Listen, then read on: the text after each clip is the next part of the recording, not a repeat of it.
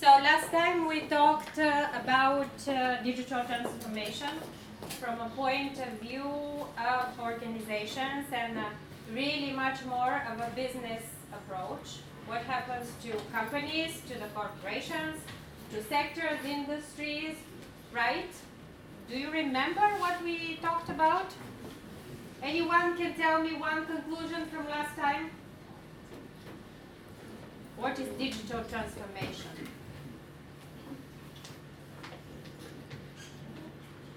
Wow, such.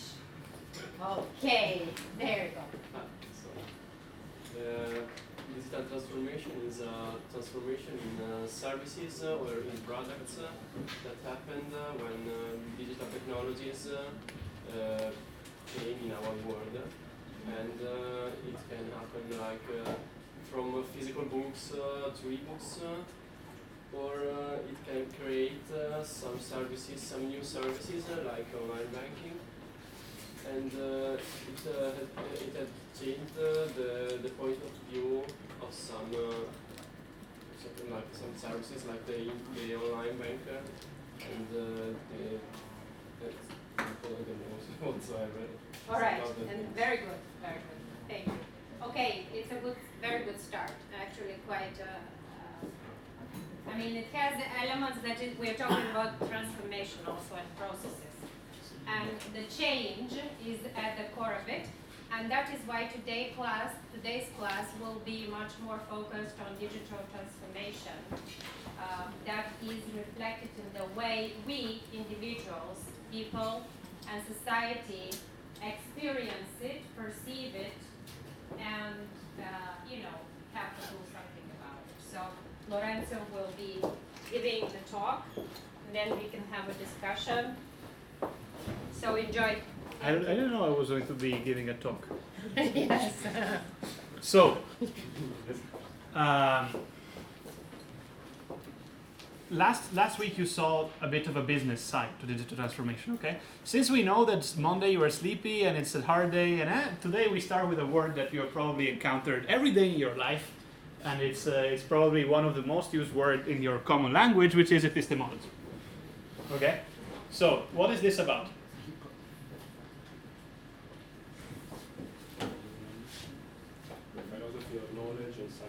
The philosophy of knowledge and science. I was going to say that. Okay.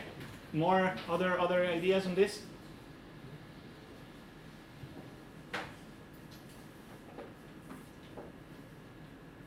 What does it mean, the philosophy of knowledge and science? I agree with the doubt face of this gentleman over here. Deep doubt. What is philosophy of science and knowledge?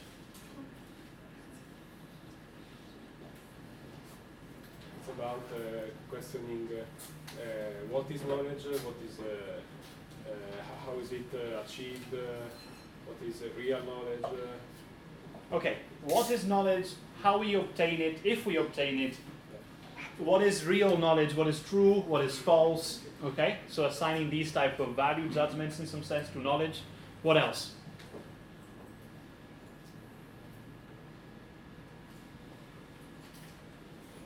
So if it is philosophy of knowledge, okay, epistemology, is epistemology of computer science the same as epistemology of mathematics, or of physics, or of chemistry, or of sociology, or of whatever? Medicine?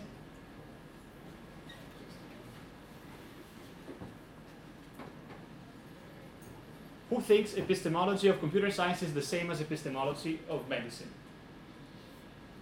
Okay, who think it is not the same? Okay, 50% awakeness, it's a good start. So, let's start with this. I would argue that each discipline has its own way of constructing knowledge, right? And the way that computer science started, it started with a word, which is this idea of uncertainty, okay? So just one point of process for everyone. Here, there are these very hard to read things. They are hard to read on purpose. It's not because you should be squeezing your eyes like this, but it's because when you will receive the slides, you will see these are references to readings, okay? So there are more material that you can find. We are compiling this on a folder that I will share to the webmaster, and then the webmaster will take these readings, put them on the website, so if you want, you can read these things. These might be like academic papers, informal papers, videos, books, chapters of books, whatever. You will see many, hopefully interesting things. So uncertainty. What is your reaction to the word uncertainty? What does uncertainty mean? What is the opposite of uncertainty? Certainty. Okay. What does certainty mean? What does uncertainty mean? Yes. Well, certainty means being sure about something. By the way, nobody can hear you there. When I was Yeah, there, I couldn't shout. hear. Okay. So certainty means being sure about something. Like in a mathematical demonstration, we are sure that the implication or is right. Uncertainty means that there is something which is not clear, we are not sure about. And Okay. So certainty refers to being sure about something, and you're saying, well, uncertainty. I just take the negation of this. It means not being sure about something. All right, let's see. It's a good start, of course, but let's see if we can get a bit more deeper. So, can you give me an example, a practical example of certainty in your life? Which is not a mathematical proof. Any of you? Death. Sorry? Death is a certainty. Death is a certainty in the sense that you cannot escape it. Yes, I agree. So, what else? Bears. Sorry? Bears. Birth. Being Birth. born. Okay, yeah, sorry. I just didn't get the word. Okay, yeah, that's true. It's for sure a certainty in the past. What else? Then your entire past is a certainty. Your entire past is a certainty. We can discuss about this. I will give you later some arguments why your past might not be a certainty. But let's say it is a certainty that if you are here now, you were born at some point in the past, and you will probably die at some point in the future. Or maybe God created the universe yesterday in a way that everyone remembers me being born. Well, yes, but it is undeniable that if you are here, then at some point you came into being. Okay, so this is certainty. Okay, so let's put other certainties aside from life and death. I know I said philosophy, so everybody's going to be talking about these things now. But other certainties. Being tired after 8-hour classes. Being tired after 8 hours of classes. I tell you, for me, a certainty is being tired after 2 hours of teaching, and there's 5 today, so it's interesting. So yeah, of course, that's reasonable. What else? The sun will rise from east. The sun rises from the east, of course. So there is one common element related to this idea of certainty that puts everything together, both for the classes, the sun rising from the east, death and birth, okay? Which is, if you have to make a decision based on certainty, is it hard to make a decision? No, right. So if I have to make a decision based on, let's go for a run after 8 hours of classes, does it take you a lot of effort to understand it is not a good idea because you will probably be very tired? Or let's start a project to, invigorate myself. I will start building a new operating system after 8 hours of classes. It's not a wise idea, right? Everybody can see this. So, if decisions in certainty are easy, decision in uncertainty will be a bit less easy, right? Because we said certainty is the opposite. So, give me an example of uncertainty now. Brexit. Brexit is uncertain. Okay, why is it uncertain? Because we are not sure how it will happen and when it will happen. Or if So, it will happen. if it will happen. So let's for now let's put it here. Let's do something like this. Because I want to get to a very precise definition of uncertainty. Okay? So we take certainty, then we take not certainty and uncertainty. Okay? So let's talk about not certainty. Because Brexit is not certain. We will see later it is not uncertain, there is a different adjective. But let's look at other things that are not certain.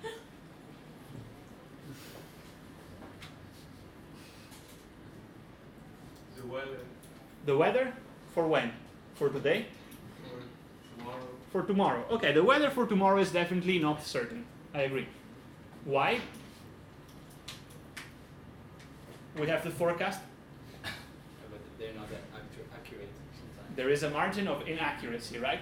And what happens to the margin of inaccuracy as time progresses? So can you forecast the weather can you reliably tell me what weather it is going to be 7 days from now? No. I can say what I hope, but I can. Yeah, you can hope, but you cannot do much even to affect it, right? Can you tell me what type of weather there will be 5 hours from now? Well, I mean, do you expect it to be sunshine in 5 hours from now? It would be. It would be nice, however, right? Okay. So the margin of uncertainty is reduced because 5 days from now, it might be sunshine. 5 hours from now, not so much. What about the weather 5 minutes from now? Sorry? It will be pretty much the same, right? Unless we are in Iceland where the weather changes every 5 minutes, it will be pretty much the same. So you see that there is a feature here which is not so much true about Brexit. Because when we were talking about Brexit, if you go back on Friday, the level of not certainty around Brexit on Friday is the same level of not certainty about Brexit that we have today. And it's the same level of not certainty about Brexit that we had 3 weeks ago, 3 months ago, 3 years ago. Okay? So there is a deep difference. This is why I'm saying, let's just call them non-certainty, because they're different. Do you appreciate this quality?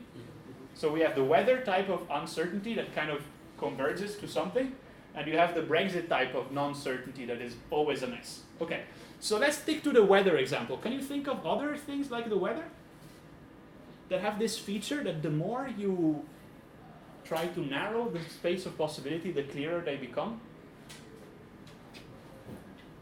Yes? It can be a preparation for an exam. So Preparation of an exam. As you get closer, you get more prepared and you get more certain of your result. Right. So you're more prepared. I would say you get more confident of your preparation, about your preparation. But I've had the experience of I experienced many exams where I thought I was very well prepared and I knew very well what I was going to get into, and then I came into the class and the exam was nothing like what was agreed upon. So it's okay. But yeah, It can be. what else? Finishing a project before the deadline. Finishing the project before the deadline. The estimation, your time estimation to know whether you will be able to be on a deadline or not. Right. What else? Sorry? The quanta? Quantum? Oh yeah, I'm sorry, I'm just, what do you mean? Oh, quantum computing, okay. So what specifically about quantum computing? A quantum state. Is this what you mean? Right. So when you are observing a quantum, you don't know what state it will be in unless you open a box and you observe it.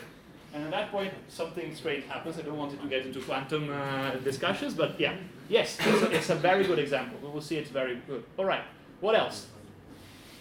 This type of uncertainty, what else? Surviving of humanity. The survival of humanity of what? We are almost certain that tomorrow humanity will still be there. Okay, so the existence of humanity in the future. We are almost sure that tomorrow nothing will collapse dramatically. 10,000 years from now, God knows, or even 100 years from now, right? Okay, so key feature here from post-apocalyptic scenarios to quantum scenarios to much more practical scenarios is the fact that we do not know what is going to happen, but as time progresses and as we invest the resources in preparing, in delivering the projects, we reduce the space of uncertainty. Okay? So your reading here will be of a gentleman that won a Nobel Prize that is called Herbert Simon. Okay? And does anybody know this name?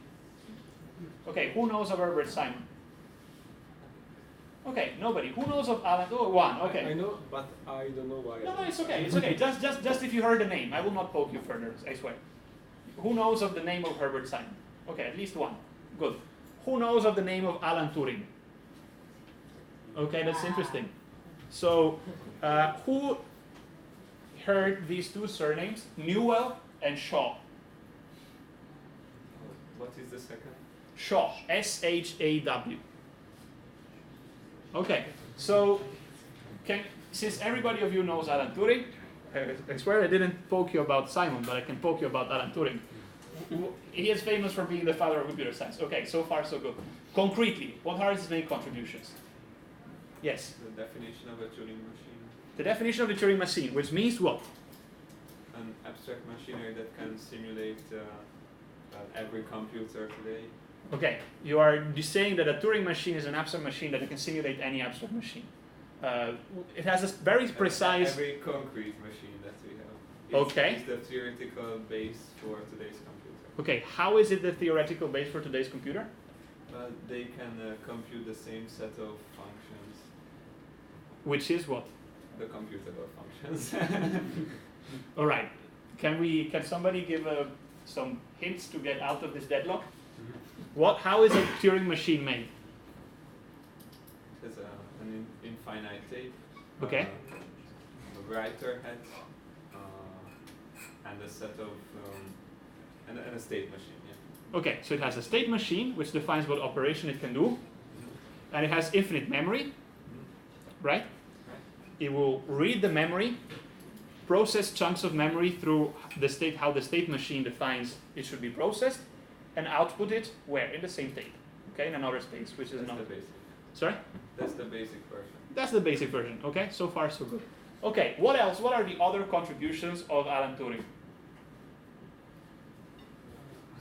Yeah, let's have it. Turing test. The Turing test. Okay, what is related to the Turing test? The machine send messages to a man, and when the man cannot decide whether it's machine or person, so the machine is now an artificial intelligence. Okay, so there is a scenario where a machine, thank you very much, I will just repeat this, just for Just loud because speaking you purposes. don't hear. There is a scenario where a man is communicating with a machine, right? And the machine will send messages to this man, and this man has the task of deciding, man not as a male human being, as a human person, okay? And the human person will need to decide whether what he is speaking to through a terminal is another human person or is a machine.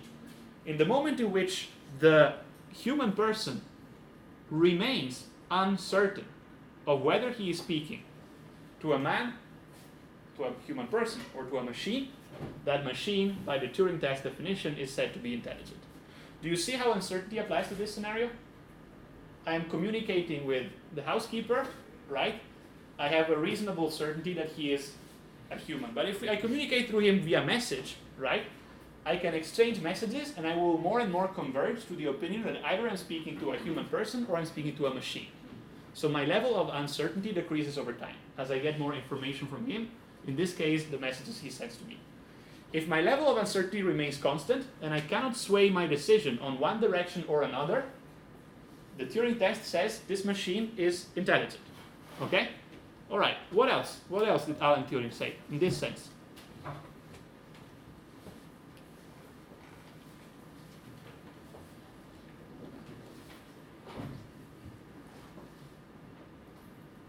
So what are the other contributions of Alan Turing? So, yes? He decoded the animal code Germany. He decoded the Enigma code from the German Enigma machines. He was able to decode this to the construction of the cryptographic bomb, right? Huge machine, mechanical machine that was able to decode this. Yes. Still, from an epistemological perspective, maybe, do you know that he was also the one that defined artificial intelligence? Were you aware of this? Hands up if you were aware of this. Hands up if you were not aware of this. Okay, 100% awakeness, fantastic. We reached the steady state. So, he was the one that defined intelligent machines, Turing.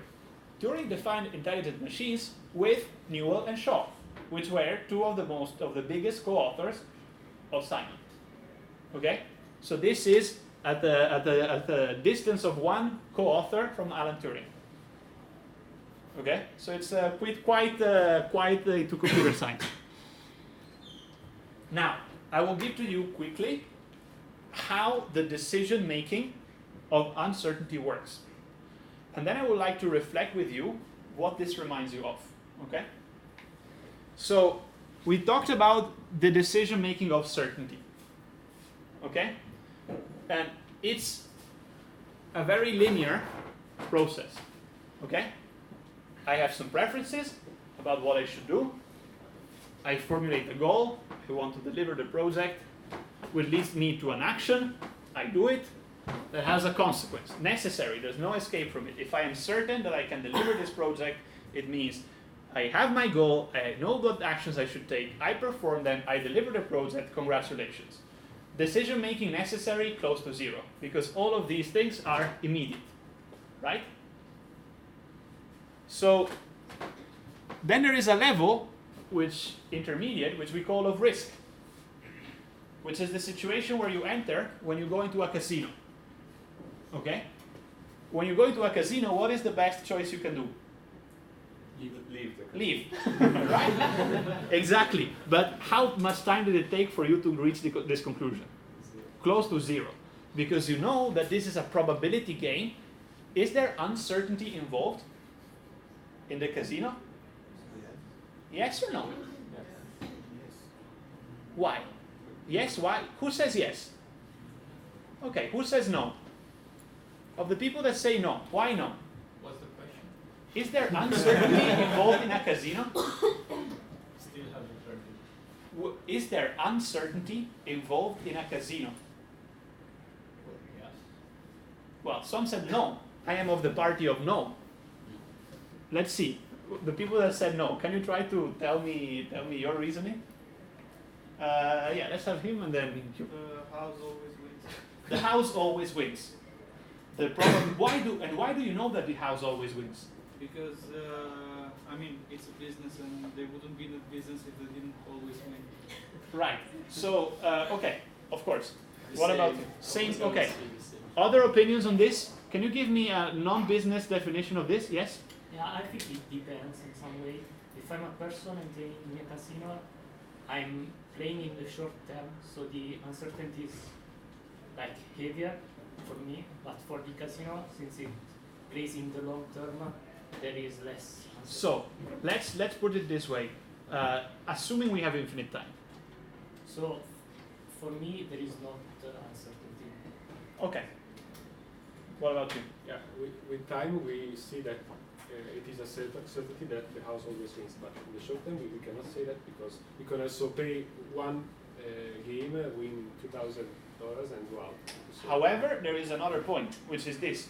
If you go to the website of the casino, at least in Italy, they are required by law to publish the probability of winning. This is true for slot machine, this is true for Super Enalotto, for the Casino di Venezia, it is true for everything, every form of gambling that happens in Italy. So you know that for infinite term, you know what the outcome is. Infinite time, sorry, you know what the outcome is. What about the people that still think it's uncertain? Yeah. They constructed the games in a way that the expected value for them is positive and for you it's negative. So if we take the limit with time to infinity, we will lose all of our money with one probability. Exactly. So there is, in this sense, there is no uncertainty because you know that the probability of losing money in the long term with time going to infinite is 1. Okay? If I limit the time, I don't know if I will lose the money. However, I still know with certainty that I'm in a situation where I am at a disadvantage. Right? I might win, but the situation is at a disadvantage. So the decision making of going to the casino, of saying, well, I should better leave, it's as fast as the decision of certainty. Because you know that the game is rigged against you. So you should leave. Vice versa, if the game is rigged in your favor, you know you should stay.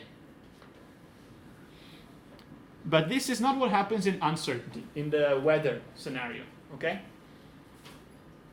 So here I've put this kind of loop, okay? So, given preferences, we form aspiration levels. What is an aspiration level? In the weather scenario, what do you think might be an aspiration level? I hope that it will be sunny. hoping it will be sunny or cloudy, whatever. So if I want to go sailing next Sunday, what is my aspiration level? Sorry? Sunny? Well, okay, there is a deeper aspiration level. Wind. Yeah, at least give me 5 knots of wind, otherwise I get bored to hell. Okay.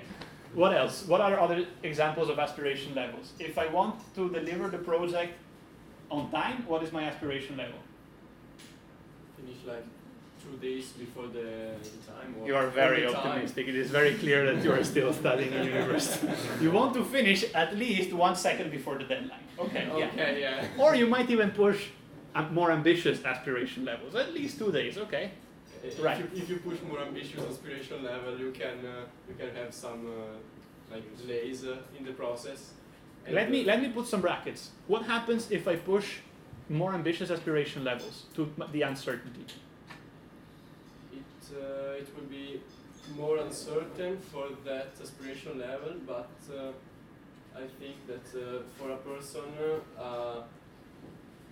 a higher aspiration level can motivate more, and you have more probability to reach the goal. Okay. On the last part on the conclusions, I don't agree. Yeah, but on the first part, I very much agree. Motivation setting aspiration levels plays a huge role in setting the motivations of the people that are going to pursue them. Right. So we set aspiration levels, right? And these aspiration levels inform information gathering. What does information gathering mean in these situations? So if my aspiration level is that next Saturday there's going to be wind, right? What will I do? Check the weather forecast. Check the weather forecast, right? I will gather information. I will try to understand whether I would be better off spending little time to go to a very close by place, Lago di Caldonazzo, or whether to spend more time to go to a faraway place which usually has more wind, Lago di Garda. And in Lago di Garda, I decide whether I should go in the morning to Cas de Peler or at midday to Castiora, right? So, upon information gathering, we plan actions. What are the actions? Now that we have formed the plan. Sorry? Decisions such as? Like, decide to go sailing or not. So, and even more, decide where to go, right? So if I found that my information gathering tells me that I should go to Cas de Peler because the hora is going to be very weak, I plan some actions. The actions are, I need to wake up at 4 a.m. to be in the car, and at 5:30 I need to be on the boat to Cas de Peler when the wind starts rising, right? And these actions have uncertain consequences. What does this mean? So, we reached Friday evening. I'm going to bed early because tomorrow I have to wake up at 4 to get in the car, right? My car is packed, everything is ready. I have the laser on top of the boat, right? So I'm on top of the car, I'm ready to go.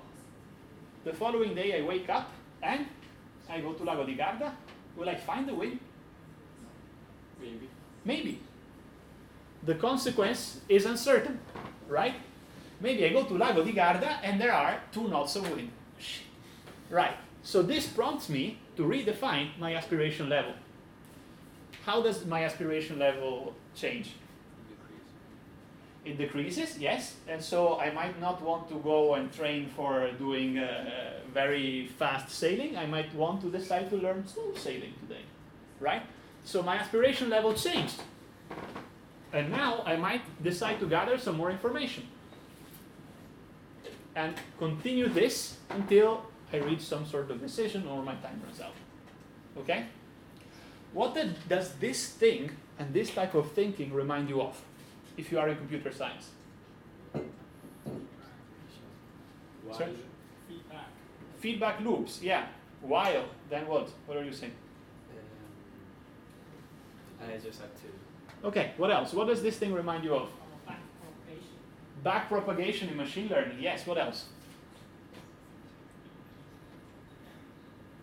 Can you tell me one thing this does not remind you of in computer science? If else. If else, well, but there is a if else here, right? Okay, but it's not straight. Yeah, it's a loop, but okay, so it's not a straight line, okay. But straight programs are trivial. Are you following computational complexity course? No. Okay, bad. You should. But you will see in a computational complexity course, if you were to take it, that programs which don't have a loop are uninteresting for these purposes. So, but anyway, not want to drink too much. Right. So, where do you see this in computer science? Backpropagation, loops. What else? To make decisions in computer science, when we are making programs, are we using this type of thinking or something else? You want to say something? Yeah? Finite state machine. Finite state machine, yes, very much so. If you find me one counterexample where computer science does not use this, and the counterexample holds, you probably win a Nobel Prize. Because this is the foundational logic, what is called procedural rationality, this type of decision making of all computer science. Do you see why? If you see why, try to raise your hands and give me an example. Give me an example of one thing in computer science, concrete, practical, not just a while loop, but one specific algorithm, one specific... So if I can, I have a simple example. Mm-hmm. So if you had to do an operation, let's say, if you do that operation, you are not certain of the result because you are doing an operation. So you have to do this operation and then compute the result and see if it's measurable. Yeah. If it is true, if it is valid. If it is true. Other ideas? Try-catch exceptions, yes. It's a good example. What about sorting an array in time in big O of n? Yeah, like bubble sort. Sorting algorithms, right? And complexity in algorithms. This is part of this. I don't know if I will be able to sort an array. I don't know arbitrarily if I will be able to sort a given array in O of n or in O of n squared. I know that in general the algorithms performs in n log n, whatever, right? But I don't know if in this case it will perform n log n or it will perform n squared. Are you following me up to here? Who is following me? Just to know, because we can take it slow, it's fine. So who is not following? And if you're not following, it's clear we can take a bit more time. Okay, so far we are here. Interesting. Very good. I'm happy about this. Apparently I managed to convince you at least a bit. So, let's go back to the business of our course. How does this idea of uncertainty, what does this tell you about innovation? What does this idea that we are able to narrow down the level of uncertainty till eventually we hopefully reach a conclusion, or we hopefully reach a stable enough result? What does this tell you about innovation? If we have a problem that we want to solve with an innovation, then we cannot be sure that it will be a good solution. So there's an uncertainty there. And if we try to do it, take the risk to try it, then we might fail and try with another solution. Of course, this is a very good point. There is a sort of feedback loop in innovation where if something doesn't work, we might as well try to reiterate and refine our ideas, our methods, our business practices, our products, our services to get towards a solution. I want to show you one more thing. Just one thing too, if I could add here.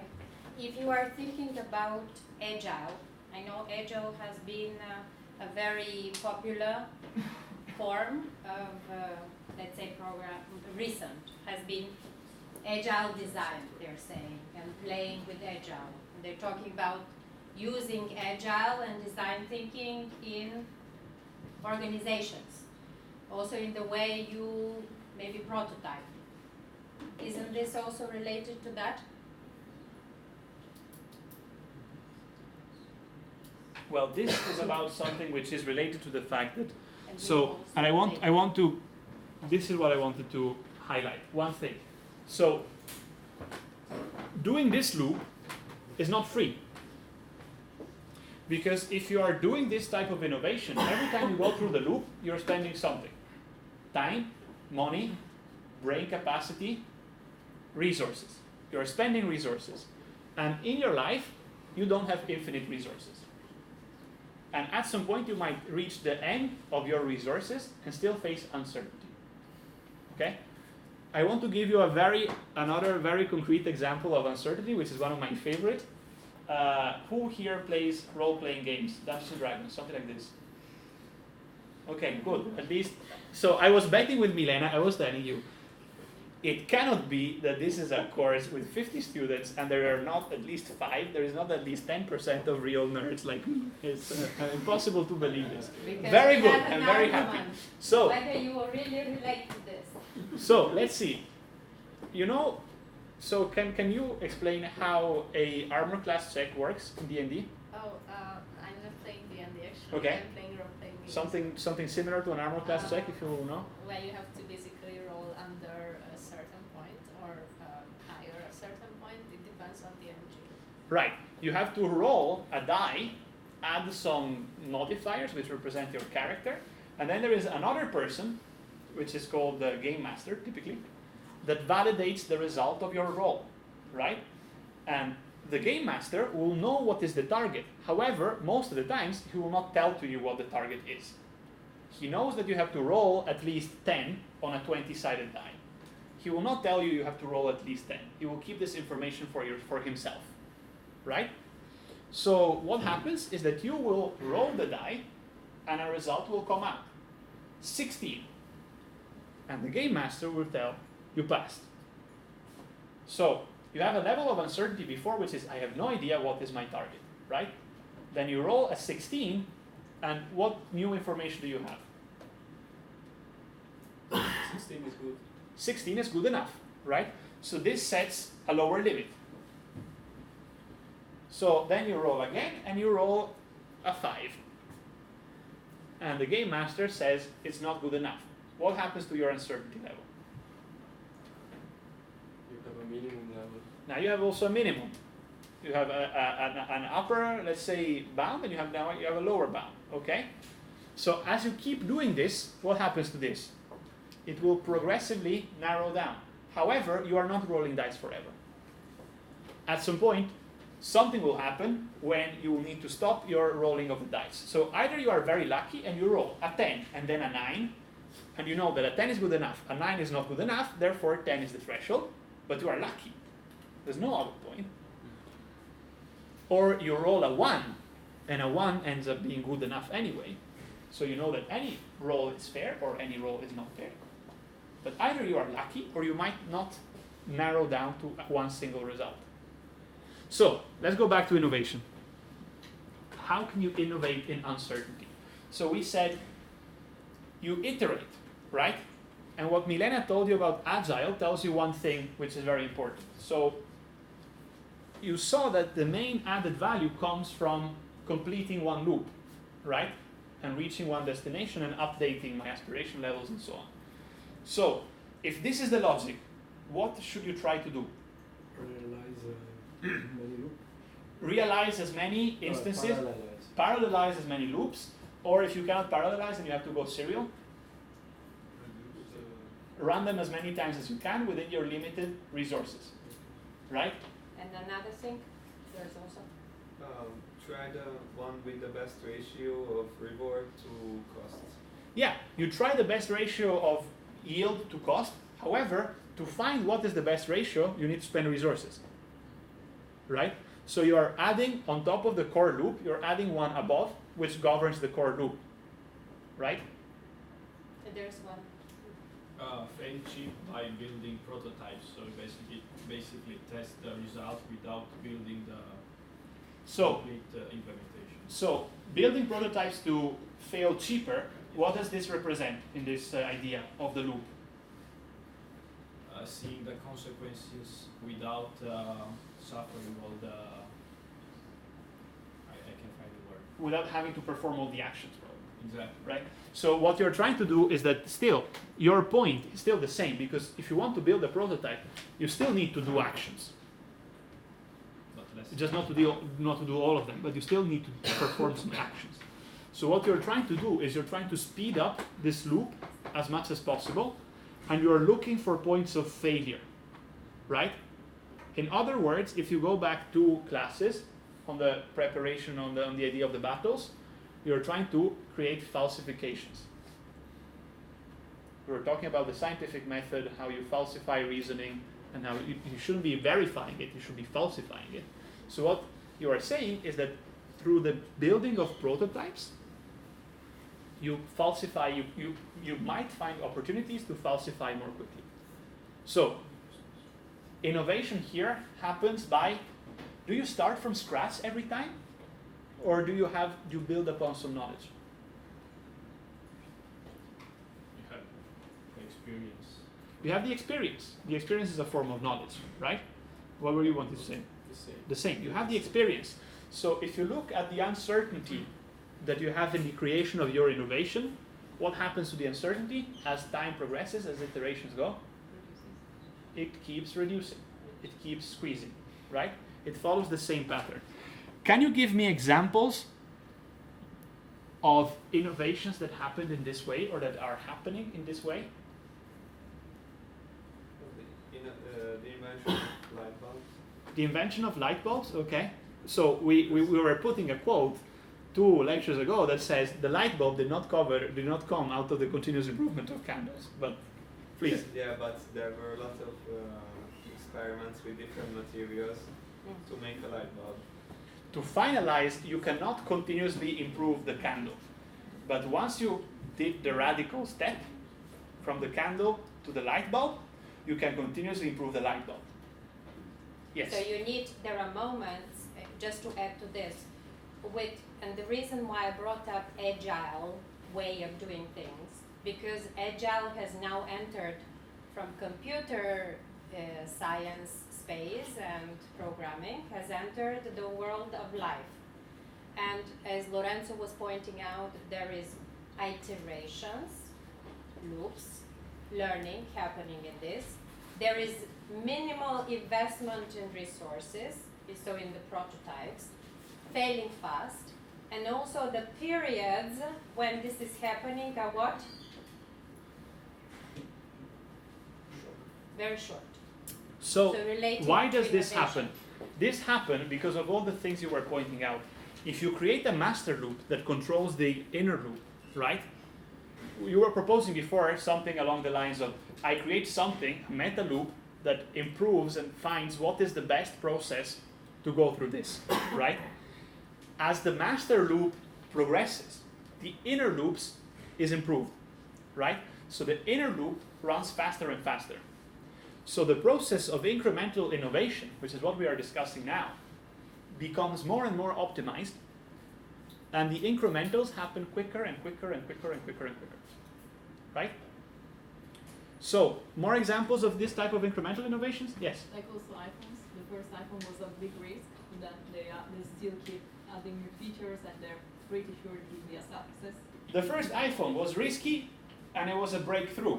The 11th iPhone is not risky at all, and it is not a breakthrough. Sorry, Mr. Tim Cook.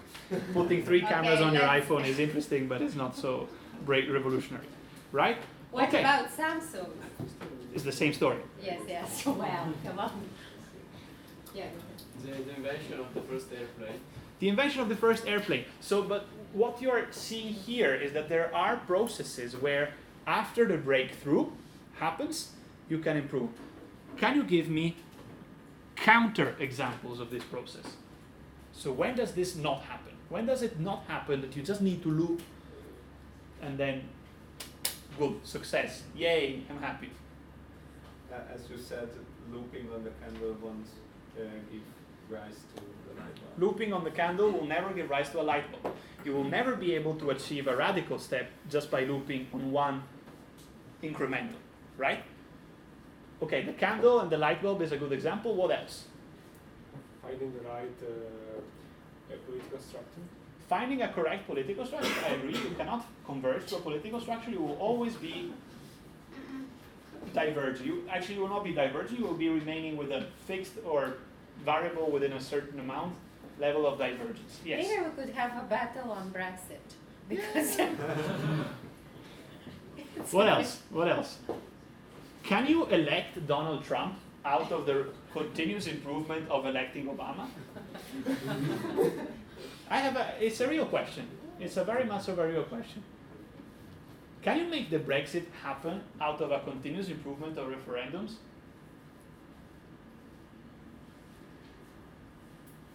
Can you make a Facebook out of the continuous improvement of meeting in bars? Not really. Okay, so let's do something like this. We have an early break now, and I suggest you take a coffee or something, and you come back in 5 minutes very awake, because so far, this was only the trailer, okay? What is coming next is the real interesting part. it was the starter kit. Okay? So now you're going to. So take a coffee, 3:30 precisely we restart, okay? I would like to give you one counter example of how we can reach decisions without uncertainty in situations which are more complex than uncertainty.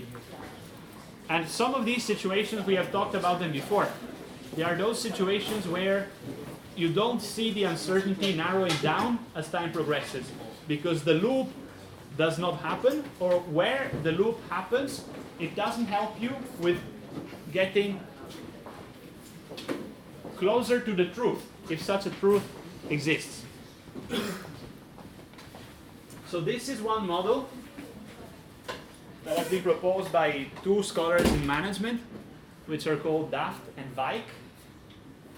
I don't want to spend too much time into this, but what I want to show you is here that the information which is coming is conflicting, it is contradictory.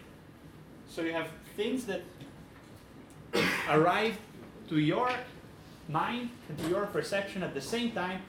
One is saying something, the other is saying something completely different. One is saying Brexit is good, one is saying Brexit is bad. One is saying we will survive, one is saying we will not survive.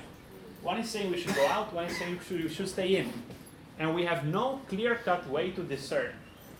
This leads to a decision based on interpretation, and our decision is going to generate more information, which is going to be, again, conflicting. So it's a huge mess that we have to make sense of. So this is the so-called model of sense-making. But the main one that we want to propose to you comes from another scholar in management, two more actually. One of which is famous for receiving a Nobel Prize a handful of years ago, which is called Kahneman, Daniel Kahneman. And the two main points that we would like to have you reflect on are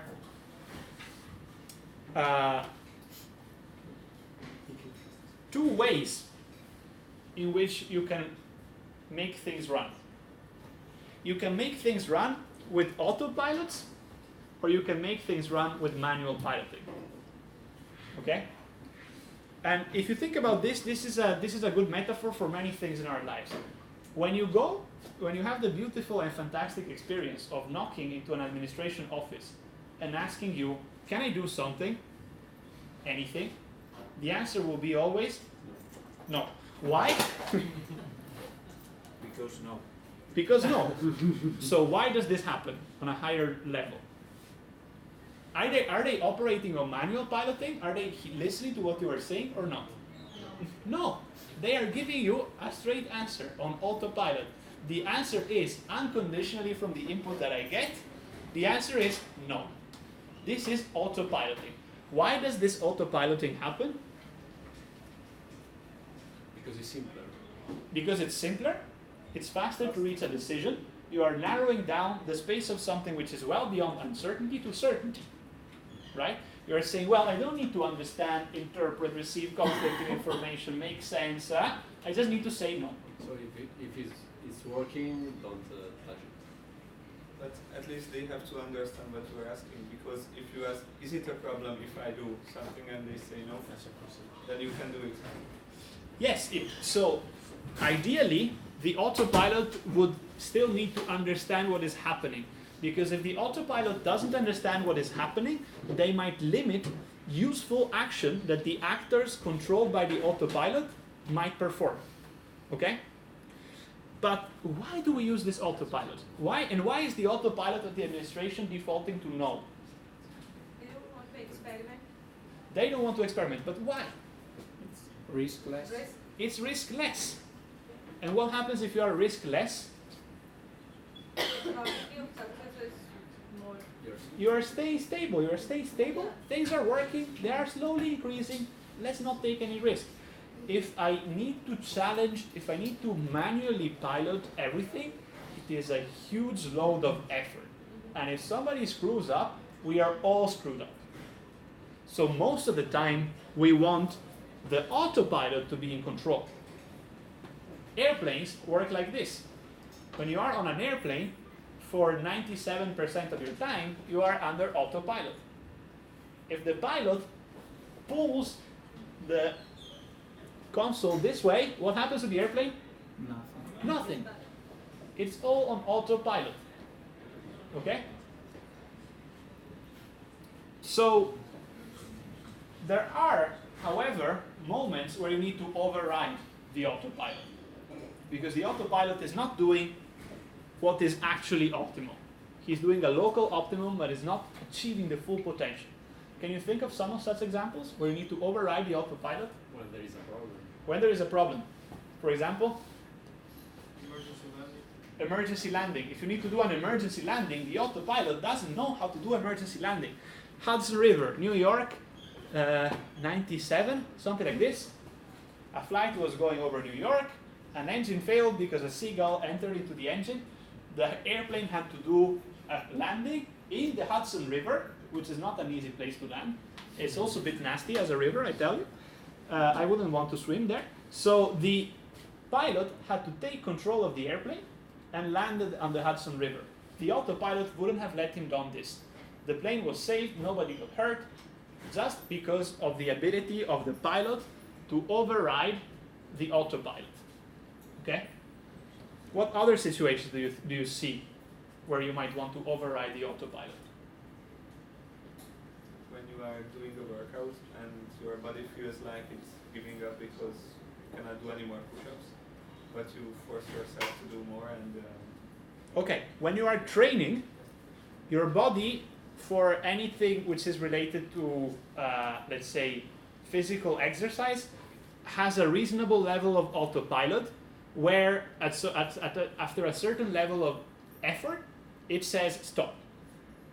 This is not because you actually need to stop because you can't do it anymore. It's a fail-safe because your body is keeping a bit of an energy reserve in case a lion shows up from the bush or from the streets of Trento and tries to chase you. Even if you are feeling exhausted, you can still run away from the lion, right? This happens quite often. Rocky lion. Right? So when you are training, if you want to push your training, you should be ready, if you are of that philosophy, to override your autopilot. What are other situations where you want to override the autopilot? For improving something. Improving something, such as? If you are in continuous improvement, the autopilot is already leading you there. But when do you need to override it to improve something? When you see an opportunity that is not within the business as usual. Exactly. When there is an opportunity which does not lie in the normal operations of what you are doing, in the business as usual, in the autopilot of your organization, if you want to try to get it, you need to override it.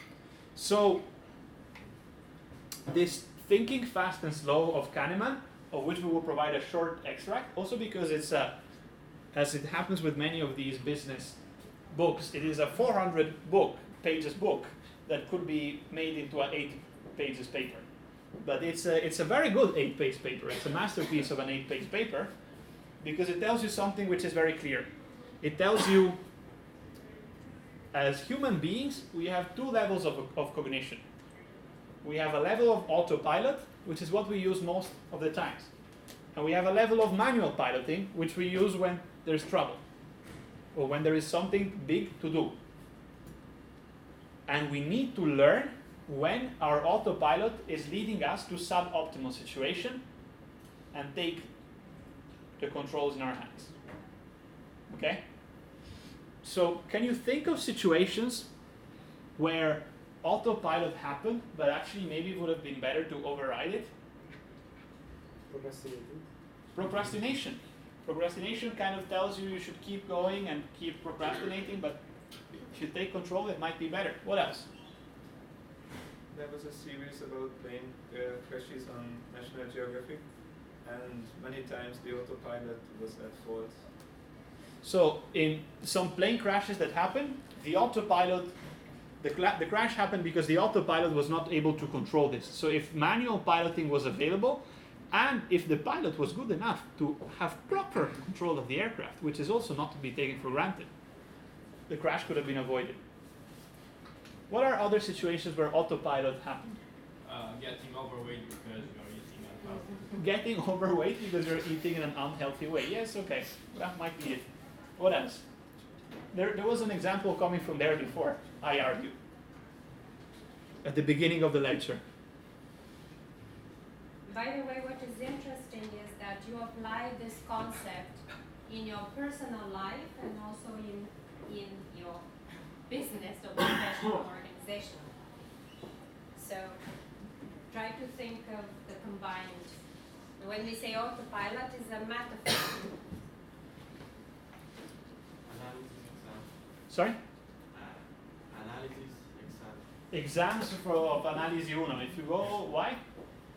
Because an equation to solve, you can go with brute force, and maybe you take half hour to solve it, or you can just think about it and maybe in 5 minutes you solve it. Right. So when you have a procedure to follow in a mathematical scenario, you might just take all the tools that you have and try to tackle that and get it to a rabbit hole which will never work. Or you can take a step back, think about it from a higher level perspective, and notice that maybe there is a very simple thing that makes the whole thing trivial. Yes? Maybe when you're just to take the bus at a certain time, and there is one day when the bus service is not going on, you forget it, and arrive to the bus. Yeah, you might want to take a bus, you're expecting to be there, but you forgot there's a strike, so you end up being on foot. What else? While you're cooking and following the recipe, for example, it is often good to try out new flavors and not just stick to the recipe. Yes. Blindly sticking to the recipe when you're cooking is not a very smart decision. I agree. What else? When you network, you have classification. Once the training goes down, it's autopilot train. But when you notice the loss, it's explode or something else, hopefully you will convergence by the training process. But it's better you shut up the code and to see if something wrong with the data set or the code. Then you take like your manual to change the code or data set. Right. Right. So in machine learning, there is a training phase and there is an execution phase. When the execution is running, you're not training anymore, so it's autopiloting. If you see the execution fluctuating, maybe it might be a good moment to stop the execution and go back to the training phase to solve problems that there might be there.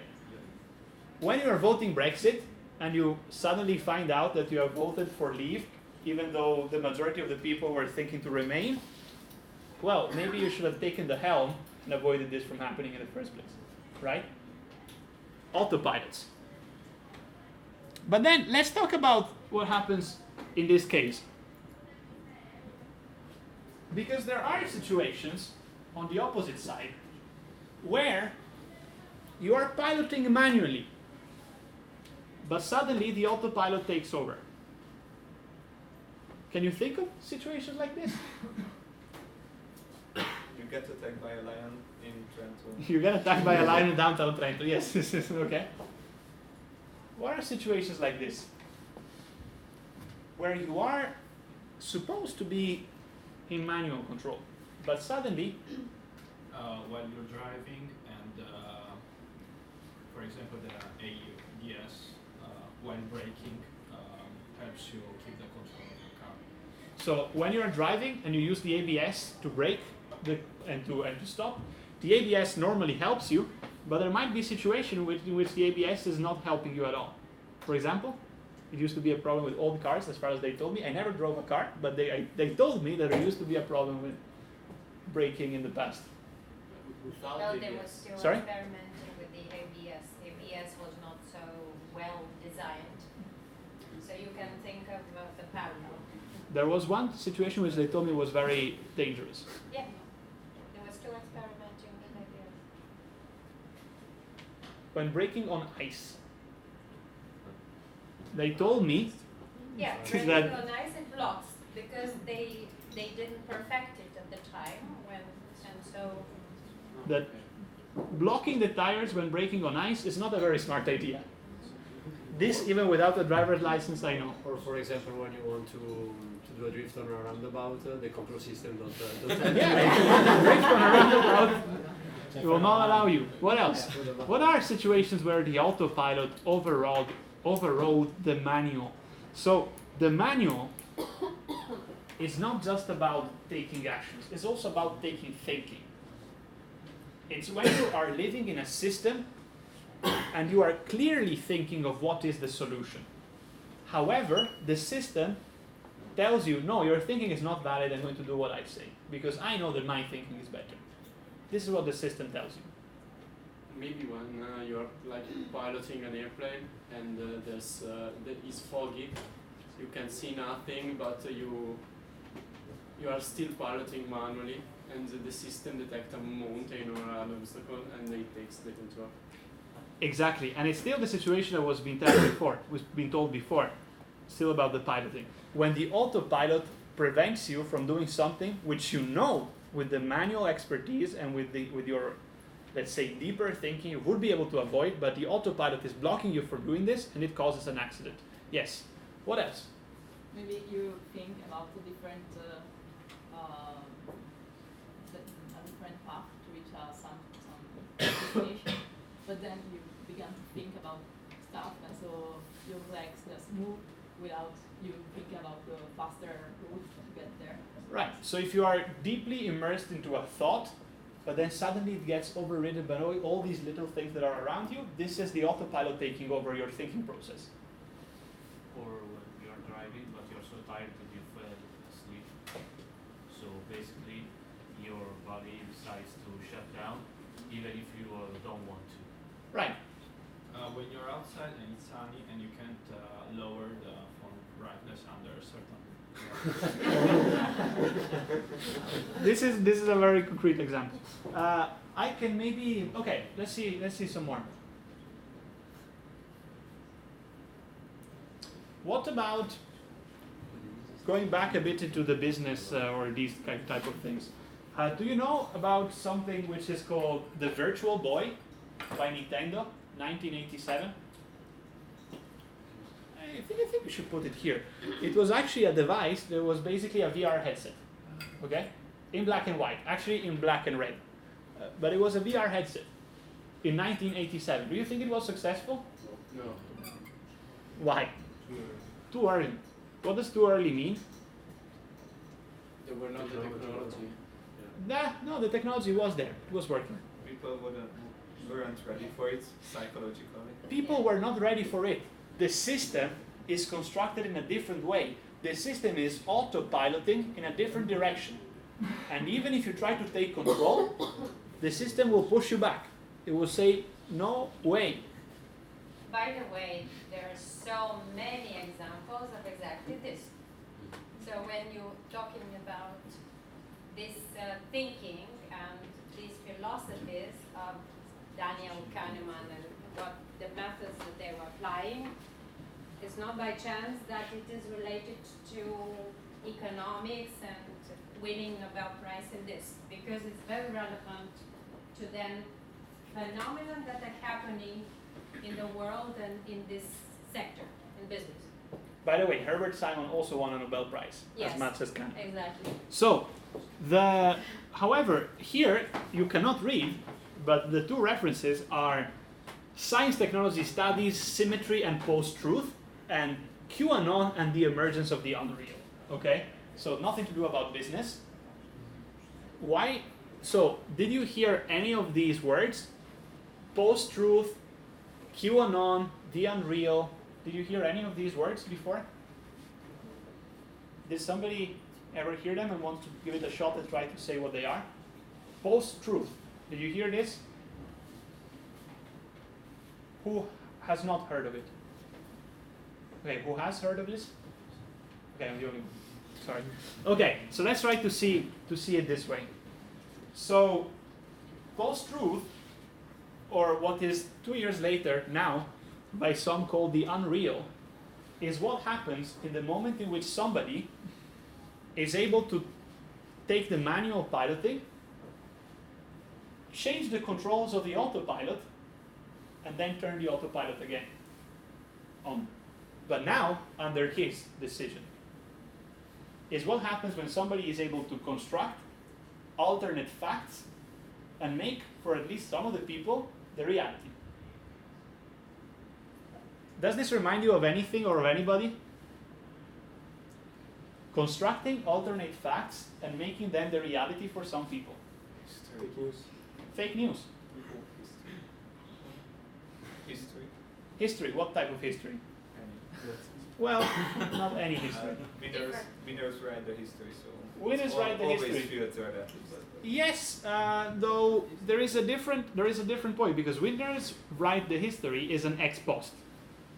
The history already happened, and I'm rewriting it. In fake news, you are writing something that did not happen, and might not happen in the future. And you are making this an acceptable or an accepted status quo. So there is a subtle difference in this. You're not just rewriting the past, you're rewriting the future.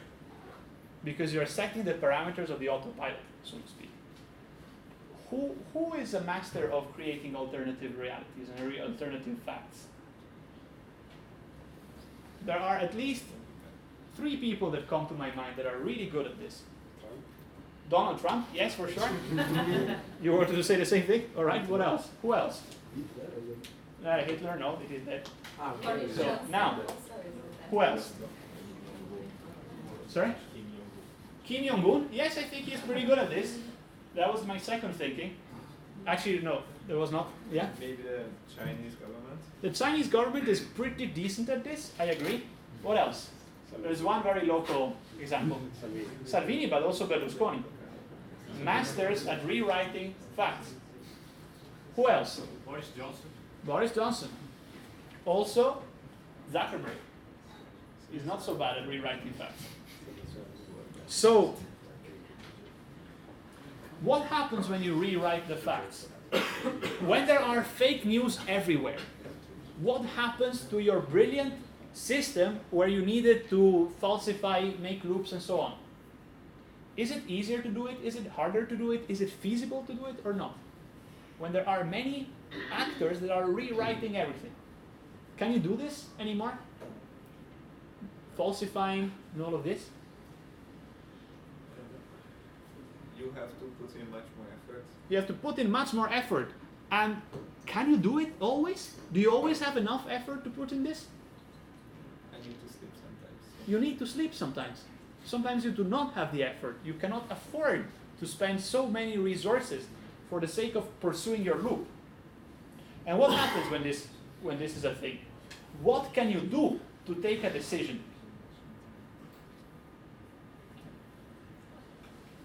Well, option number 1 is Gather more information. you can gather even more information, so you can commit even deeper and try to figure this out, get to the bottom of it. When this doesn't work, what can you do? Guess. Sorry? Guess. Guess. You can just shoot a random option. Based on what? How do you make the guess? Inspiration. Sorry? Inspiration. Inspiration. Just your gut feeling, your ideas, your previous ideas. Are these right?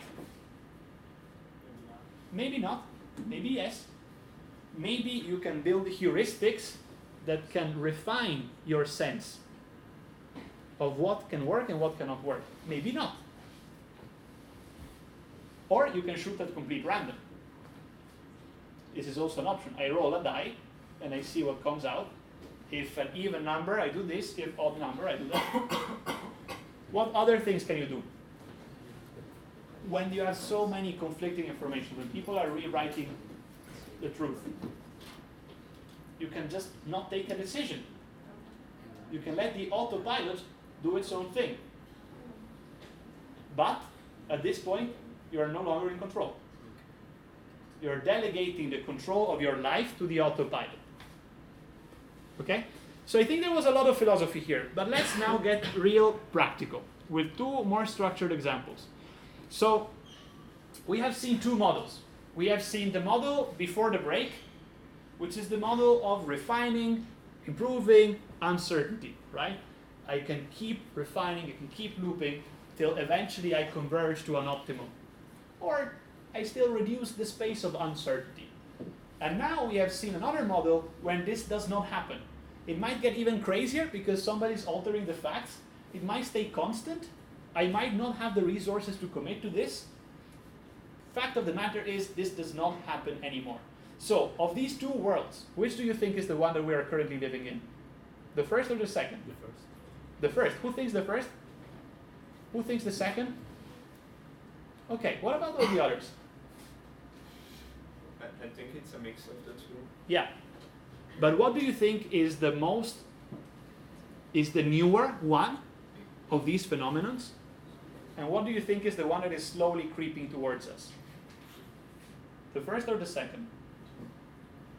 The first is the newer because. The first is newer. Yeah. So, you think we always had the ability to rewrite facts before things happen? No, the opposite. Ah, okay, the second one. So this post-truth thing is the newer one. So uncertainty is the first, post-truth is the second. Which is newer and more scary? The second. Okay, so let's give examples, concrete. Buying an appliance. You want to buy an appliance. You want to buy a new fridge for your house. Okay? Let's take two settings. One setting is 1973, and you want to buy a fridge for your house. One setting is 2019, and you want to buy a fridge for your house. Okay? So, in 1973, how does your decision model look like? And what are the informations you need to consider? Buying a fridge. I go to a local shop, I see what fridges are there. I go to the local store, yeah, and I see what fridges are there. They have three models, I choose between the three. What are the parameters that make me choose between the three? I come to you back. The capacity. The size, the capacity, what else? The price. The price, yes, what else? The amount of electricity it consumes. How much electricity it draws, what else? The design. The design, how it looks like, what else? The brand. The brand, yes, what else? The way it was manufactured, like using child labor or not. Okay, I might put some ethical consideration in how it was manufactured. What the seller tells you. Sorry? What the seller tells you about also. What the seller tells to you, how they convince you, yes, what else? How noisy it is. How much noise, how noisy it is, if it has a freezer or not, right? All these things. So let's now buy the same fridge in 2019. How does this look like? Amazon. Well, it looks like Amazon, but it still also looks like this way. It also looks like a superstore. So what happens if you go to Amazon or if you go to a superstore? What happens to this information? Before, you went to the shop, you had three fridges. The seller would be able to tell you all the information about the three fridges. You loop through the decision, you converge into an optimum set by your aspiration levels, and you buy the fridge. Now, if you want to buy a fridge today, can you do the same process? No. No, because you have much more options, and some of them are identical by these means. So there are so many more options, and we need to add more and more parameters to be able to differentiate them, because otherwise they look identical. And what happens when you add more parameters to the complexity of this equation? Does it scale linearly or not? Very much not so. It scales exponentially. Okay? So at some point, I will not have the resources to optimize this problem. So what do? Ask a friend what type of fridge. I ask a friend. Other solution? Reviews on YouTube. I use reviews. What else? Just choose one randomly. I just pick one. It's a fridge. Holy shit, right? What else? I can go to the store to. I speak fall with, back to the previous model. yeah. What else? I don't buy a fridge. I don't. It's okay. Don't bother me with fridges anymore, right? Relying on the brand. I rely on the brand. But do you see how much more complicated it is to get to a decision in this model? And how many more things before you didn't even think they were a concern, and now suddenly they are. Okay? This is an effect of digital transformation. To go back to the digital transformation. Yeah, maybe move to a poorer country where there are only 3 types. Yeah, maybe I can move to a poorer country where they only sell 3 fridges. That's another nice option. Right. So now I want to make a very quick poll again before we move into something which is a bit more radical than buying fridges. So yeah. I have a question. Yeah. But where is the loop in choosing a fridge among 3? I mean, you have some goals, and then you see what is the best solution. Where is the loop here? The loop is when you enter. You should think about how the flow of information goes. When you enter in the shop, you will see the 3 fridges. With the aspiration levels that you had before, you would probably already make a selection between these 3. You might say, well, I like the one on the left more. Then you speak with the seller. The seller is going to give you some more information, and based on your aspiration level, you will improve this. And you'll say, you know what, maybe the middle one sounds better now. Then you keep talking for 20 more minutes, and actually you are maybe convinced that the right one was better, which maybe is also the more expensive, and the seller puts some money in his pocket. But you see how this improves because you might not even know what your aspiration levels were fully in the beginning, because you might realize them as you go inside the shop. You might realize that before you had a huge freezer and a huge fridge. Now the huge fridge broke, and you don't need the huge freezer anymore because it's always empty, so you might as well just buy 1 unit. This updates your aspiration levels. Right? Okay. So, more questions before we go to radical? Okay, super radical. And I think everybody will have an opinion on this. Who thinks here that dating, you know what dating is? Going out for a romantic appointment with somebody. Who thinks it is not a rational process? Who thinks it's an emotional process of this? Raise your hands. Okay, who thinks it is a rational process? Okay, so of the people that think it is a rational process, now I want this thing to be taken moderately seriously, okay? As seriously as we take all the rest, but not too seriously. I am going to rely on the people that said it is a rational process to tell me some of the parameters of this rational choice. Can you tell them to me? I think that is not all rational, but is like At least partly rational. yeah, Okay. it's partly So rational. give me some parameters. I don't date underage. Age is a parameter. Age. Okay. Give me more parameters. Appearance.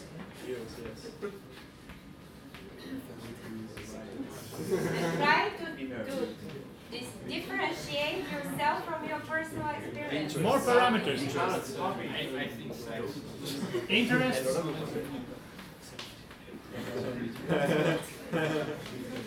Gender. What else?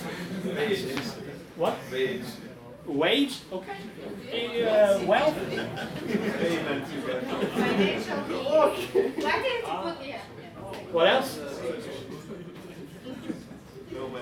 It falls under appearance. What else? Personality.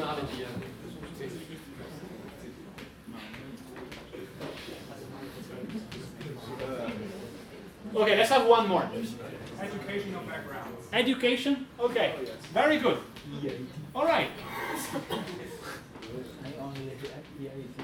Now, I want to talk with you about the comparing the pilots of dating.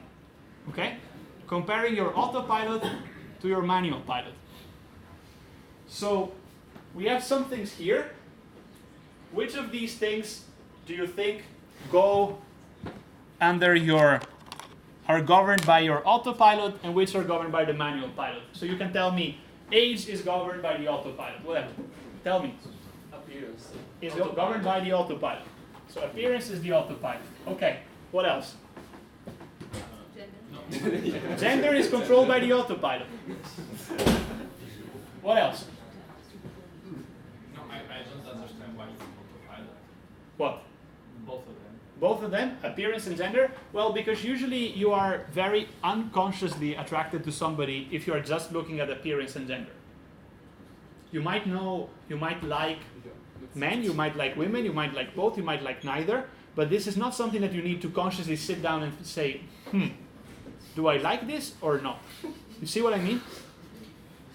Sometimes. So you don't need to sit down and say, do you want to date a man or a woman? No, but I thought it was manual. Sorry? This sort of thinking. No, these are autopilot. So sitting down is manual. No, because the process is this, I can agree, but I thought it was manual. Okay, so sitting down and thinking is manual, immediate decision is auto. Okay, so these we are saying appearance and gender are auto. Okay, what else? What else is auto? What else is manual? Wealth is manual. Auto because it depends on appearance. Okay. Because you can just You can use a proxy. You can see if a person is dressed well, right? They might be wealthy. Right. So I would. So who thinks wealth is a matter of autopilot? Raise your hands.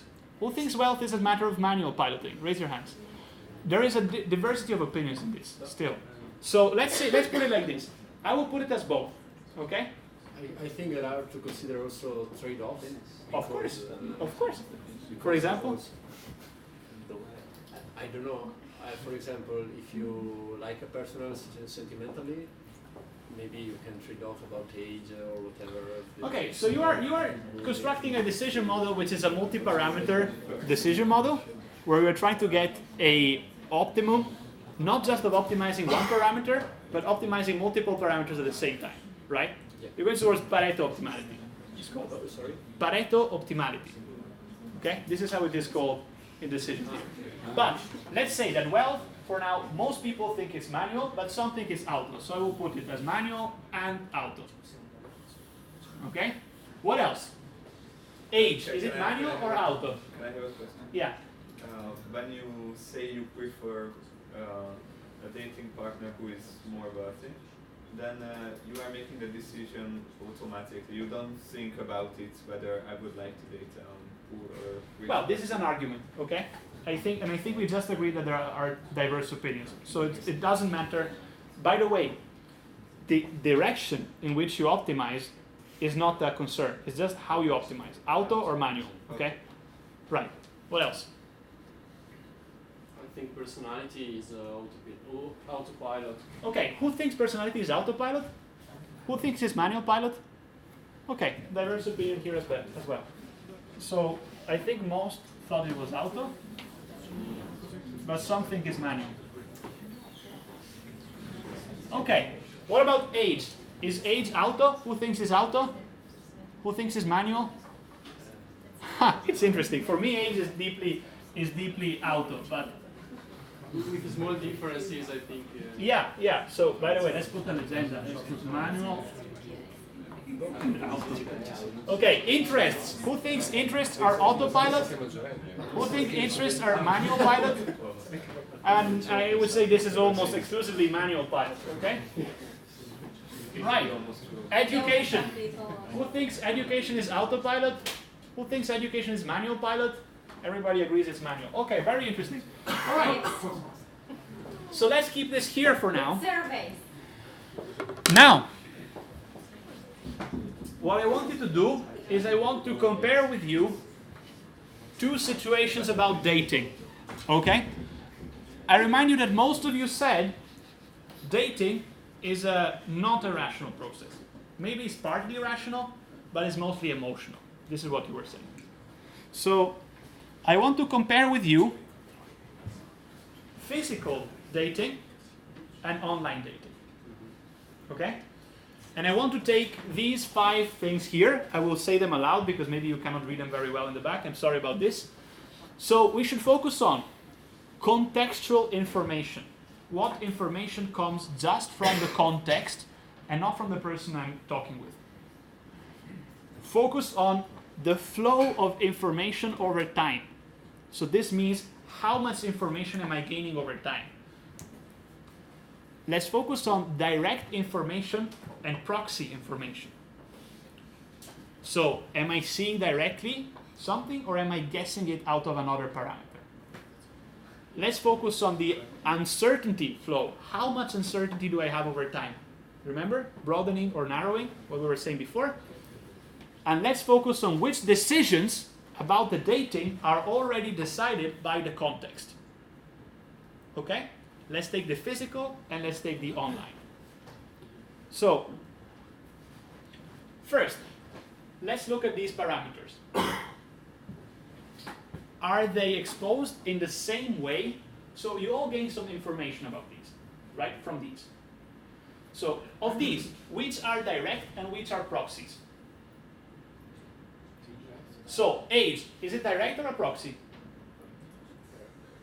It's quite direct. So, appearance, is it direct or a proxy? Direct. Gender, direct or proxy? Okay. Wealth, is direct or proxy? It's a proxy, because probably you need to guess it, right? Interest in a first contact, is it direct or proxy? It's a proxy, because probably you don't see it right away. Education? It's a proxy. Personality? It's a bit of a mix, right? So, now, let's look at these 2 things. And let's look how this changes in physical dating and online dating, okay?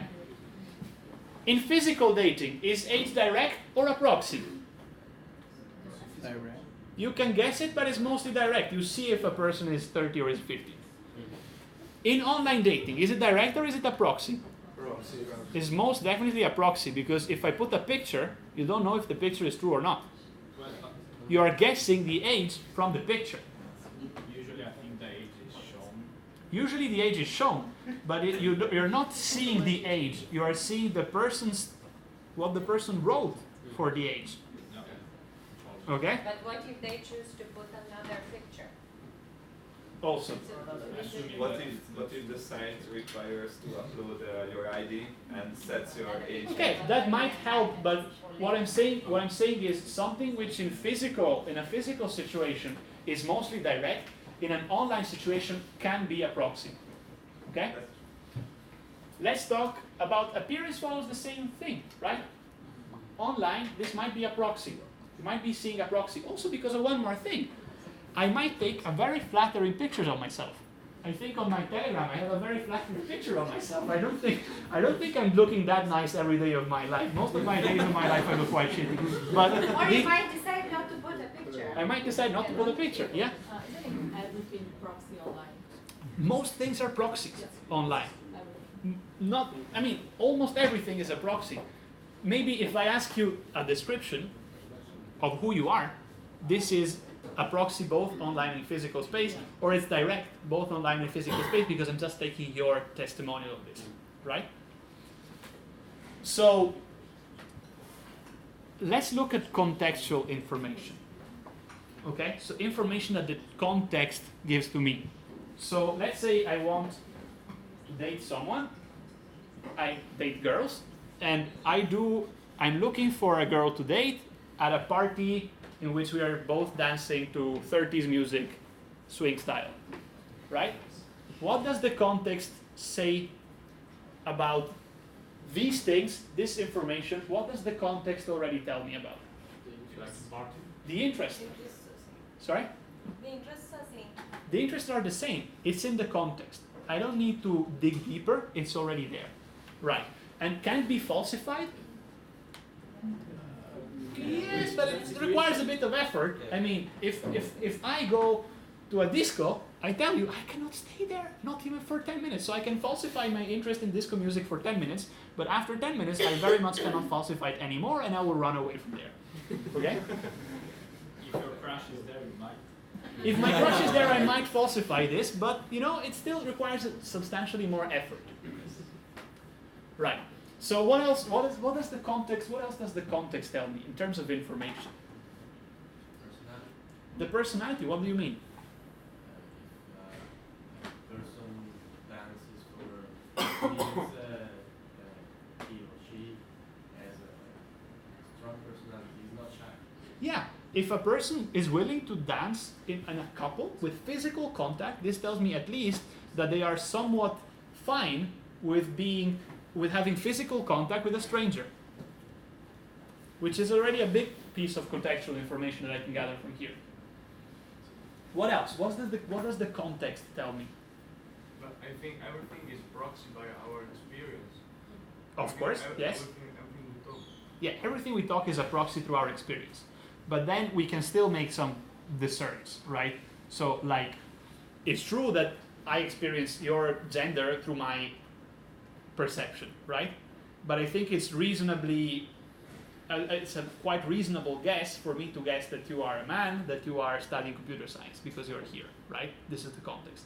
Of course, it's a proxy by my experience, but I can say it's reasonably objective, okay? Was this your question? Yes, but No, No, it was something else. It was more that, of course, all of these things are kind of through a lens Yeah. of how you see Yeah. the world. But this is fair enough. Yes, respect. So, still on the context. What does the context tell me? I think wealth, but I have to neutralize appearance of wealth Can be fake. Yeah. It might tell me something about the wealth, but it can be also fake. If I go at a golf club, maybe I tend to find wealthier people, but they might also be faking. But in a normal place, I can see a person with an iPhone 11 and maybe he's gaining like €1,000 a month and he has a... So I can proxy order these things, I can fake buying, these things. Yeah. Alright, so, but the point is this. The physical context tells me many information. And I can falsify them quite quickly in the physical context. What about the online context? Does it give me the same amount of information, the same type of information? No. Or it can, but it requires more effort. It requires me to text and type and check and dig on Facebook and stalk on Google and stalk on whatever, right? Maybe I can get some more proxies, which are still going to be filtered, this is true, by my experience and by what I can see, but it still requires different type of effort. Let's look at the flow of the information gain. Is this the same in physical and in online space? How much information do I gain over time? When I enter the ballroom where people are dancing and I see somebody that I like, how much information am I gaining? A lot? A little? Nothing? More than in online because you can judge also stuff like body language. Yeah, so the first second of information in a physical contact gets me a lot of more information than the first second of information when I see somebody's profile on Tinder, right? Or on whatever are the names of the other things. And how does this progress? How does the information flow look like in real life? Is it always big? Am I always getting a lot of information? No, most of the time I'm getting no information at all. I'm getting a very low flow, but then I'm getting spikes, big spikes of high flow. In online dating, how does the information flow look like? Linear, mostly linear. Mostly, assuming the person kind of responds to messages with some timelihood, it looks mostly linear, which is not always the case. One of my best friends says that when you are speaking to somebody over the phone, the distribution is deeply bimodal. They either answer within the first 2 seconds or within the next 2 days. So it's but it's mostly constant, right? The flow is mostly constant. What about the flow of uncertainty? What about uncertainty over time? In online and in physical space, does uncertainty decrease over time in physical space? Uncertainty about any information Does it decrease over time or does it stay constant? Decrease. It is tendentially always decreasing over time. What about in the online space? How is this? Is there still a decrease? How is it with respect to the physical space?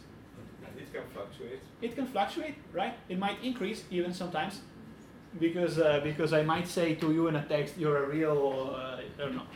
I might say, "Ha ha ha." Is it sarcastic, or am I genuinely laughing? I might say, "Oh, you're a real bastard," but you don't know if I send it from a message, if I'm saying that you are a real bastard and I mean it, or I'm just saying it to make fun. Well, if we are in person, you can probably guess this. So it fluctuates a lot. And the convergence towards the disappearing of uncertainty, is it fast or is it slow in online? It's mostly very slow. Dissipating this, because the person can fake a lot more. They can control a lot more what information they send. Finally, what are decisions that the context takes in my place in a physical space and in an online space? And I want you especially to look at the online space. What are the decisions that the online space takes in my place when I'm dating somebody online? I don't get the question. Okay, so in the moment in which I am dating somebody online, the fact that I'm doing this online via a website, via an app, this is a context in which we are interacting, right?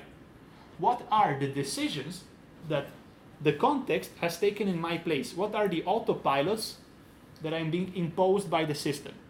The way you communicate. The way you communicate. For example? By messages or photos or videos. I need to type. When I'm talking to you now, I'm not typing to you. I'm just like using my voice and my body. You can use a voice assistant to type. You can use a voice assistant to type. Send voice messages. You can send voice messages. You can try to bypass some proxies. But can I touch you if I'm online? Can I tap you in the back? I hope not. I hope not. Yeah, right.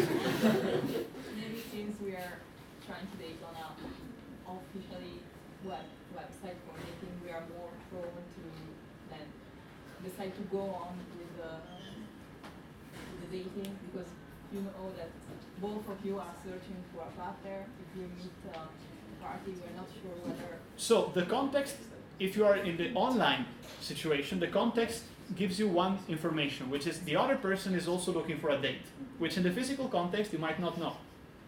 It's not true, because some people just use it for fun. Yeah, some people just use it for fun, but let's say that I can have a reasonable guess that somebody willingly signed up for this with more or less this purpose. Or somebody made a prank. Bots also. Sorry? There are also bots. Or they might be a bot. Yeah. So Turing test comes up. What else? What does the context tell you? Sorry, what decisions does the context take for you in the online case? I can't reach you in the real life. I cannot reach you in the real life unless you give me consent. This is true. What else? The context decides what information you can and you cannot expose. The context sets what information you can and you cannot expose. It sets who you see, who you can encounter. In the same way that the physical space sets this, the online context sets you a different field for this. And do you know all the parameters that go behind the fact of who do you see on the online website or not? You have no idea. You don't know all the parameters. You might take decisions because you have more time to think on the online part and you can control the flow of information. You might take decisions, and in the physical space you would never be able to do. In one single evening you might be texting to 3 potential dates. If you try to do this in a physical space, usually it doesn't end well. Right? Yeah. So, let's draw some conclusions. You have seen here, and I think this example of dating was pretty clear, the big trouble of digital transformation. What happens when you are taking something which is about human action, which is about ambiguity, and suddenly You're applying a model of bounded rationality to it. You're approaching it as a problem of algorithmical problem of optimization. You get all sorts of crazy effects. Things escape into your hands. They get into your hands, but you don't know how to control them. You have new responsibilities that you might not be aware that you had. You might be exempted from responsibilities that you should have, and so on. There is a huge disconnect between how you think things should work and how you are used to things working, and how the people that designed the system for you are making them work. Okay? So I think now Milena can help me maybe also link this to the business part and give a general wrap up. Okay? Yeah, well, just to draw 2 more points to this, I think what we were saying, first, that this is a very, would you say that this is kind of a difficult subject matter that you weren't exposed to before? Or it didn't pose the questions? What we've been discussing up to now. Philosophical implications and also theory or scientific theories applied in other industries and contexts. Did you know most of the things we were discussing today? What would you say? So for who this is mostly new? For who this is mostly already seen? Okay. Okay, so the point was that these are topics and notions that we are applying from other fields of life. It's true? Right. Some of these questions that Lorenzo was really leading you into, what kind of questions are they? Are they questions of technological development, or are they human questions? Sorry? Just to hear. Human. Yes. What other? What are they? What other questions are they besides technological? Ethical. Philosophical. I mean, these are all types of questions that we are also asking ourselves as human beings, aren't we? But what we are seeing here is that these types of topics and questions have become now the subject of what? Doing business also. So you are transferring one space of human activity actually into another, into a business activity. So even personal human activity, because of technological development, is moving into a economic activity, business activity space. True or not? In a lot. And actually, we can explore, and maybe with the battles we're exploring, we can explore many other of these questions, like the data. So, with technological development revolution, with the way we are making decisions that are based on human psychology, on philosophical discussions and debates, on, let's say, even, as Lorenzo puts it, epistemological points of view, or new theories of how we see the world, we're actually changing the way we do business. We are opening new spaces and actually creating trouble for some other spaces. Because earlier in the first part of the class, we were talking about what happens, how do you relate Turing and the things he discovered and the Turing test and all of this. Well, I think you might remember that the latest presentation of the new Google Assistant was what? Exactly testing the Turing test applicability and developing a new type of business that we are all drawn into. And also, I don't think you would relate the work of Herbert Simon, who was, economist, also philosopher, psychologist, and all of this. I myself studied, psycholinguistics, which you would think has nothing to do with business. And what we are seeing now is that these types of questions and topics are becoming the center of the way we need to start looking at the world also economically and socially and also humanly. And from an engineering perspective. So you are not immune from this for the yes, first time. Yes, and the whole society is very much exposed to these questions, and it does not have the answers.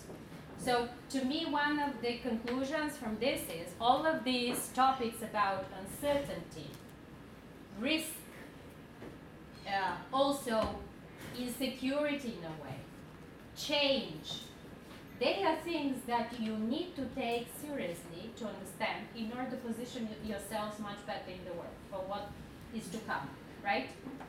And the other thing is, you as computer scientists and programmers, and I keep coming back to that, is that you actually have a responsibility to be well versed in these topics. Because when you're creating the next thing, you know, when you are facing your work, or be it your business or what you do, you need to be aware that with what you are putting in the algorithms or with the way you're designing the world, you're actually building potentially a bomb or a progressive technology. So this is why both ethics, both epistemology and scientific theory, understanding all of these phenomena matter. And I know I'm being sort of prescriptive, but this is something that we don't talk about at all. And this is something that is really ticking, and it is very close to us and the way we need to see the world. So this is part of our role as educators, we believe, to be bringing to your attention this. We are discovering that there are slowly more and more people who have that position, who share this view, and so it's important to talk about it. Okay, anyhow, I think we need to thank really you. go. We're So closing. wait, Thank you. Logistics. Oh, I left a blank space. Anyway, now, if you want, we go in Povo 2 for the skill sharing session with Francesca. She's coming now, and she's going there. We had a number of people last time. We're thinking to start these extra activities, things that you might do to share with your colleagues. So if you're curious about this, you can follow me to Povo 2. EAT Digital students, you have the kickoff. So we're looking forward to seeing you on Thursday evening and Friday morning. It's going to be crazy. It is already crazy for us. It is going to be crazy for you also. Yes, exactly. And I think it might be. But you are very well prepared to be part of this. Next Monday, same space, same time, 2:30 here, the first battle. And Wednesday we don't have a class. This Wednesday we don't have a class. Don't have This a is class the main point. this week. The next lecture is on Monday. We have the kickoff. This Wednesday there is no class because lectures are suspended. Okay? Ciao. Ciao.